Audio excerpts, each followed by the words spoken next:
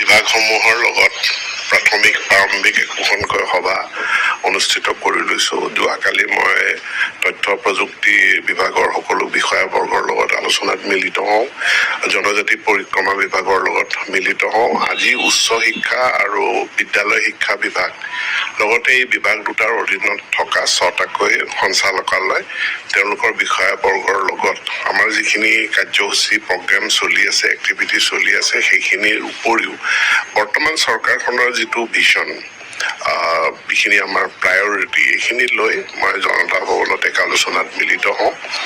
ইয়াৰ পাছত সমগ্ৰ শিক্ষা এটা আমাৰ বিশাল মিছন, এটা গোটেই ভাৰতবৰ্ষৰ একটা বিশাল মিছন।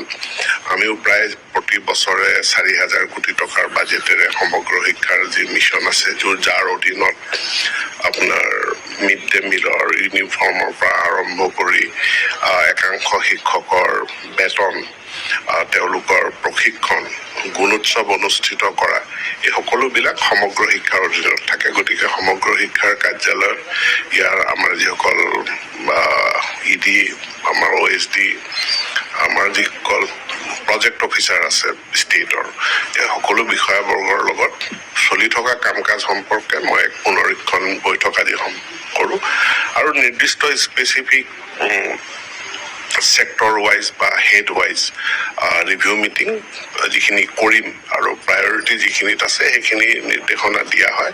গতিকে পৰৱৰ্তী পৰ্যায়ত তেওঁলোকে এইখিনিৰ প্ৰেজেণ্টেশ্যন প্ৰস্তুত কৰিব আৰু আমি আলোচনাত মিলিত হওঁ। প্ৰথম কথাটো হ'ল যে অসমৰ বিদ্যালয় শিক্ষাৰ এইটো এটা বৃহৎ প্ৰাপ্তি যে আমি পাৰফৰ্মেঞ্চ গ্ৰেডিং ইণ্ডেক্স, যিটো ভাৰত চৰকাৰৰ শিক্ষা মন্ত্ৰালয়ৰ অধীনত হয়, তাত আমি 27 নম্বৰ স্থানৰ পৰা একেবাৰে 12 নম্বৰ স্থানলৈ আমি 15টা ৰেংক আমি জাপ মাৰি এটা বৃহৎ সাফল্য লাভ কৰিছোঁ।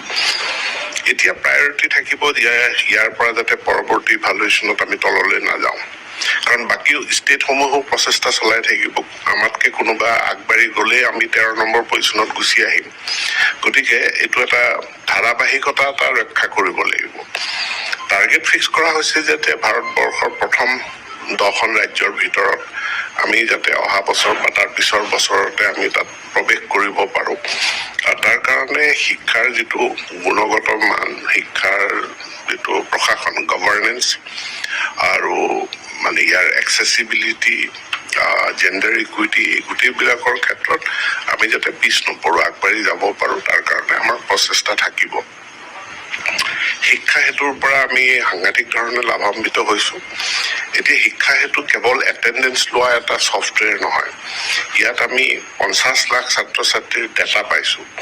সেই ডেটাৰ এনালাইচিছ কৰি তাৰ ওপৰত আমাৰ কাৰ্যব্যৱস্থা কি হ'ব, তাক আমি কেনেকৈ আমাৰ গুণগত মান উন্নত কৰাৰ কাৰণে আমি কেনেকৈ ব্যৱহাৰ কৰিম।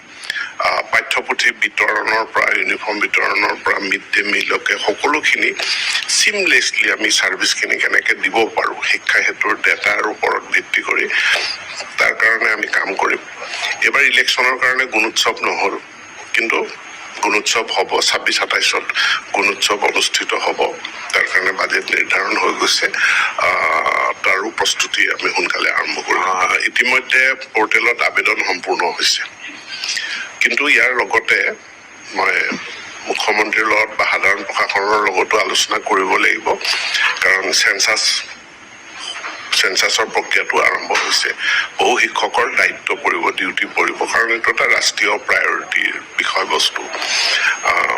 গতিকে অহা কেইটামান দিনৰ ভিতৰত আলাপ আলোচনা কৰি ট্ৰেন্সফাৰসমূহ কেনেধৰণে, বিশেষকৈ মিউচুৱেল ট্ৰেন্সফাৰসমূহ দিব পৰা যায় বা ছিংগুল ট্ৰেন্সফাৰো যিটো আছে, আমি জুলাই মাহত কিমানখিনি ট্ৰেন্সফাৰ দিব পাৰোঁ আমি চাই লওঁ, আলোচনা কৰিব লাগিব। মই কৈছোঁ বিষয়টো মই এতিয়া এই মুহূৰ্তত কমেণ্ট দিব নোৱাৰোঁ, কাৰণ যিহেতু লোকপিয়ল আছে সন্মুখত। কিন্তু তৎসত্ত্বেও আমাৰ প্ৰচেষ্টাটো থাকিব যে যিসকল আইনৰ আওতাত পৰিছে, যিসকলে ট্ৰেন্সফাৰ বদলীকৰণ হ'ব লাগে, তেওঁলোকৰ যাতে বদলীকৰণ হয়, তাৰ কাৰণে মই চেষ্টা কৰিম।